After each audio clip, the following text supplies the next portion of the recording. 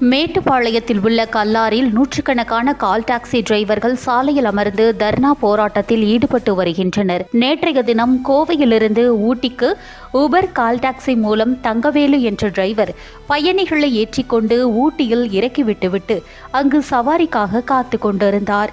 அப்போது ஊட்டியில் உள்ள லோக்கல் கால் டாக்ஸி டிரைவர்கள் ஒன்றிணைந்து அவரின் போனை பிடுங்கி உடைத்து காதின் மேல் அடித்து உயிர் நிலையிலும் தாக்கியுள்ளனர். கடுமையாக காயமடைந்த அவர் கோவை தனியார் மருத்துவமனையில் சிகிச்சை பெற்று வருகிறார். இதை கேள்விப்பட்டு அதிர்ச்சியடைந்த மற்ற கால் டாக்ஸி டிரைவர்கள் ஒன்றிணைந்து மேட்டுப்பாளையத்தில் உள்ள கல்லாறு பகுதியில் தொடர்ந்து போராட்டம் மேற்கொண்டு வருகின்றனர்.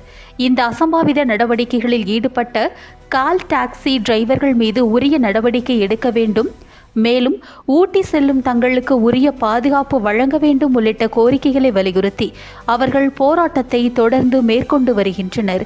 இதுகுறித்து போலீசார் பல கட்ட பேச்சுவார்த்தையிலும் ஈடுபட்டு வருகின்றனர்.